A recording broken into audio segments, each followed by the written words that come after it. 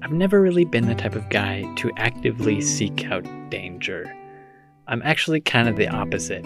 I have this fear of death and injury that's just kind of ingrained at the front of my mind all the time in everything that I do. I don't even cross the street. Even if there are no cars, I will not cross the street until the little dude on the walk sign gives me permission to.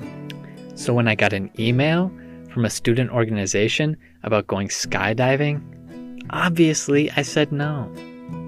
Or at least I would have said no if my ever-present fear of death hadn't been temporarily overridden by a 19th century philosopher named Kierkegaard, who had just reminded me via his crusty-ass philosophy book that essentially I was gonna die no matter what I did, and I was a loser for caring so much about it.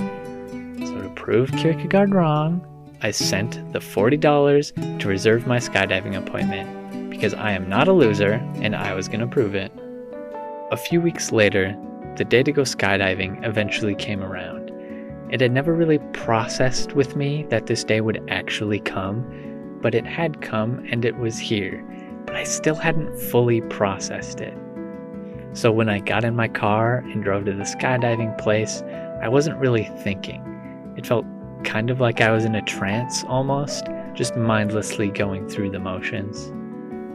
I tried to keep that trance-like state of mind for as long as I could, just mindlessly meeting up with the rest of the group, following them up to the counter, paying an additional $160, walking back to the group.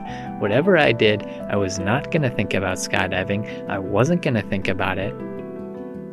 And then they called my name. They had just called my name on the loudspeaker.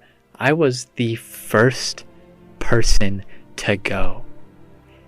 The trance was totally broken. I was thinking about it now, and I was sweating.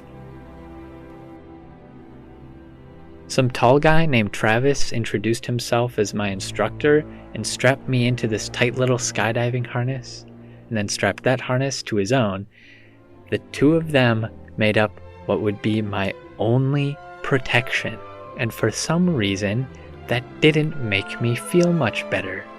And it certainly didn't help when Travis walked me out into a giant field and I actually climbed into the airplane. Holy shit. To say that I was panicking would be an understatement. As I was looking out the porthole on the side of the plane and it slowly transitioned to being nothing but clouds and completely empty sky, my muscles started to shake to the point where Travis had to actually check up on me to make sure that I wasn't having a seizure or something. I unfortunately was not, which meant that he gave me the okay to continue, so some guy at the front of the plane just throws up this gigantic garage door on the side of the plane, and I just get smacked in the face by this 100-mile-an-hour wind. Holy shit.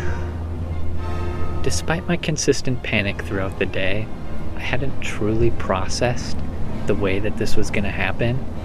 I understood logistically how it all worked, but there's a level of understanding that you can't truly have until you're standing on the edge of a plane with nothing in front of you except for an empty sky 14,000 feet above the ground, getting pummeled by a 100-mile-an-hour wind, knowing that you're about to leap into that and just fall with nothing but some guy named Travis and his parachute to hopefully stop you from getting completely obliterated on the ground. And you can see the ground, but you can't see anything specific because it's all tiny, because you're 14,000 feet in the air, and holy shit, you're starting to lean forward,